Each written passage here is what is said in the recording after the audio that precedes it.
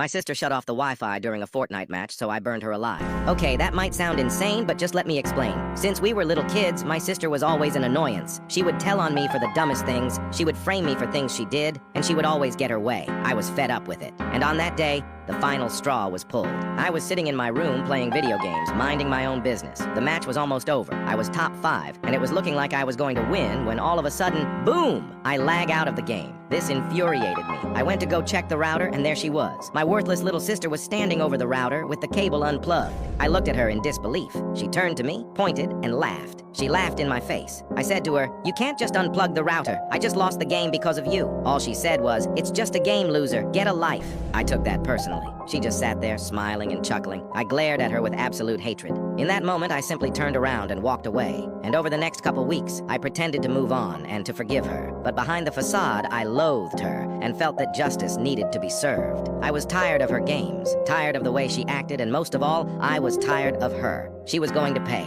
After our encounter, I was no longer a brother, a son, or even a person. I was simply vengeance. That weekend, our parents would be gone for their anniversary, and I was supposed to be at a friend's house. My sister would be home alone. However, I didn't go to the friend's house. I pretended to leave, and then I stayed hiding in the shadows. I waited outside of the house until dark. That's when I made my move. Now, normally, all of our doors and windows would be locked, but I made sure to leave one window unlocked to sneak back into the house. Walking around the house to the unlocked window, I passed my sister's room. She was on the phone with one of her friends, laughing, chuckling. My anger only grew. How could she be so happy? It was as if she didn't have a care in the world. I quietly snuck in through the window. The house was completely quiet, other than my sister's faint laughs from across the hall. I made my way into the kitchen. There, I turned on the oven and the stove to maximum heat. I threw paper towels and rags on top of it to speed up the process, and before I knew it, the kitchen was up in flames. The heat was overwhelming, and somehow my sister didn't notice it yet. I quickly climbed back out the window. Outside, I ran over to her bedroom window. Looking through it, she was laying on her bed talking to someone on the phone with earbuds in. She couldn't hear the fire raging throughout the house. It was perfect. In the blink of an eye, the fire reached her door, and you could see the red-hot glow from underneath it. My sister finally noticed it. She ran over and tried to open the door, but the doorknob burned her hand. I watched her begin to freak out. She ran over to her bedroom window, attempting to escape. As she tried to lift up the window, our eyes met. She looked happy to see me. "Help me open this window," she said. I just stared at her with a sinister look on my face. She stood there, on the other side of the window, in confusion. Then, the realization finally hit her. Her eyes grew wide, and she started to panic. Screaming in fear, she desperately tried to open the window, but there I was, holding it down. She begged and pleaded for me to help, but that was the last thing I had planned on doing. In seconds, the fire had breached her room. It was spreading rapidly, and my sister was sobbing with her face on the window. "Please let me out," she cried. I watched the flames engulf her. I watched her scream in agony, rolling on the floor as her body burned endlessly. When the cries stopped,